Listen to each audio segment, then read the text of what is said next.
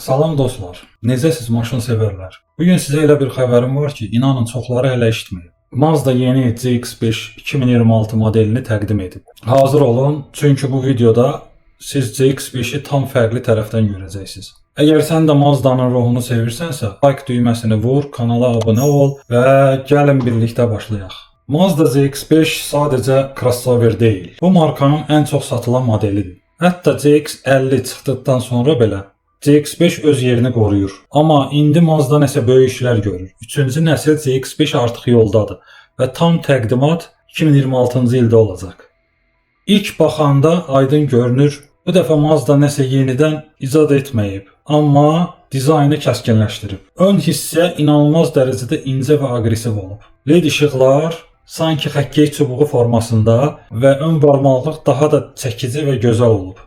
Arxa hissədə isə CX-90-dan ilhamlanan qarmaq formalı LED stop işıqları. Ümumi baxanda isə avtomobil çox daha özünə güvənən və premium görünür. Mazda bu dəfə görünüş deyil, hissi də dəyişir. Daxildə daha çox yer, daha çox praktiklik və ən əsası insan mərkəzli texnologiya olacaq. Yəni salona keçəndə özünü evdəki kimi hiss edəcəksən. Yeni ekran sistemi, təkmilləşdirilmiş təhlükəsizlik və Mazda'ya xas olan o sürücü üçün hazırlanmış aura. Mazda'nı tanıyanlar bilir, salonda hər detal səliqə, rahatlıq və keyfiyyət deməkdir. İndi gələk əsas hissəyə, kapotun altına. Mazda sevilən 2.5 litrlik mühərriki qoruyur. İstəsən atmosferik, istəsən turbo versiyası seçim var. Yəni həm şəhər üçün rahat, həm də biraz qaza sıxım görək nə olur deyənlər üçün idealdır. Amma əsl bombanı Mazda 2027-ci ildə partladacaq.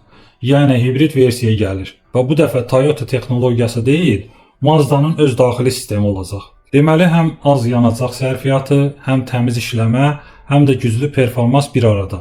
İndi keçək ən çox maraq doğuran hissəyə, qiymətlərə.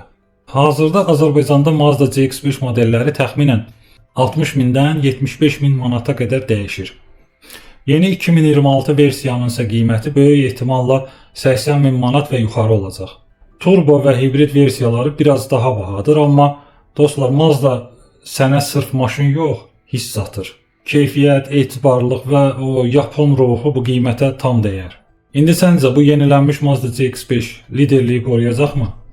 Yoxsa Toyota RAV4, Honda CR-V kimi rəqiblər onu sıxışdıracaq? Fikrini şərhlərdə yaz. Videonu bəyəndisə abunə ol və dostlarınla paylaş.